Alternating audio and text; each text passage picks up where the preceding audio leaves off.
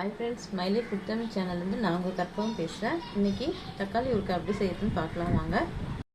தக்காளி ஊறுகாய் செய்யறதுக்கு தேவையான பொருட்கள்: தக்காளி 1 கிலோ பழமா எடுத்து வச்சிருக்கேன், கொஞ்சம் கருவேப்பிலை, இது தாளிக்க எண்ணெய், ஒரு சின்ன சைஸ் இந்த சைஸ் புளி ஊற போட்டு வச்சிருக்கேன், 1 ஸ்பூன் வெந்தயம், 1 ஸ்பூன் கடுகு, ஒரு கைப்பிடி இந்த தோல் உரிச்ச பூண்டு, 1/4 ஸ்பூன் பெருங்காயம், தேவையான அளவு உப்பு, 1/4 ஸ்பூன் மஞ்சள்தூள், 2 ஸ்பூன் வெறும் மிளகாத்தூள் எடுத்து வச்சுருக்கேன். இப்போ எப்படி செய்யறதுன்னு பார்க்கலாம்.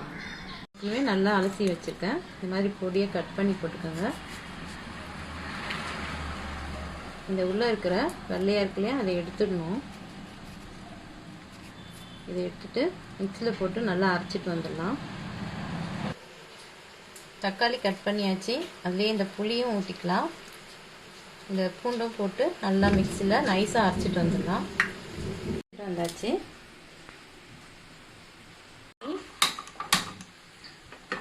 குக்கர் வச்சுக்கலாம். இந்த மாதிரி ஆழமான பாத்திரமாக வச்சுக்கோங்க. இந்த கடுகும் வெந்தயத்தையும் வறுத்துக்கணும். லைட்டாக பொடி பண்ணணும் மிக்ஸி ஜாரில் போட்டு. இது வறுபட்டுச்சு. இதை எடுத்து வேறு பாத்திரத்தில் மாற்றிக்கலாம். பண்ணி குக்கர் வச்சுக்கலாம். எண்ணெயை ஊற்றிக்கலாம். காயிட்டோம், எண்ணெய் காயிட்டோம். எண்ணெய் காஞ்சிச்சு. இதிலே கடுகு போட்டுக்கலாம். ஸ்டவ் சிம்மில் வச்சுக்கோங்க. கருவேப்பிலை போட்டுக்கோங்க. பெருங்காயம் போட்டுக்கலாம். இந்த அரைச்சிட்டு வந்த தக்காளியை இந்த மூலமாக ஊற்றிக்கோங்க.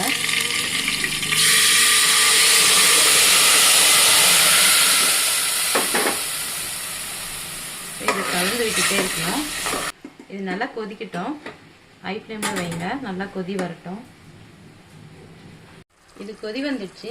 ஸ்டவ்வை லோ ஃப்ளேமில் வைங்க. வச்சுட்டு நடுநல்ல கிளறி விட்டுக்கணும். கெட்டியாக வர வரைக்கும் கிளறி விட்டுட்டு இருக்கணும். நடுநல்ல பார்த்து கிளறி விட்டுக்கோங்க. இந்த அளவுக்கு கெட்டி பதம் வந்ததும் நம்ம மிளகாத்தூள், மஞ்சள்தூள், உப்பு போட்டுக்கலாம். போட்டு ஒரு 5 நிமிஷம் கிளறி விட்டுனே இல்லை. நம்ம வறுத்து வச்ச இந்த வெந்தயம் கடுகை மிக்ஸியில் போட்டு பொடி பண்ணிட்டு வந்துடலாம்.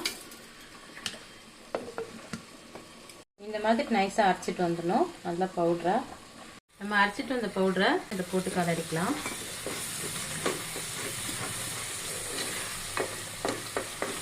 இந்த பதம் போதும்.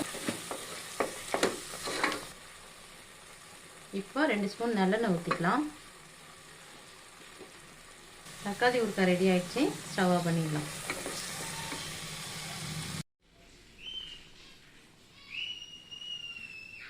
சுவையான தக்காளி ஊறுகாய் ரெடி ஆயிடுச்சு. இதை சாதத்துக்கும் டிஃபனுக்கும் வச்சு சாப்பிட்லாம். ரொம்ப அருமையாக இருக்கும். நீங்களும் ட்ரை பண்ணி பாருங்கள்.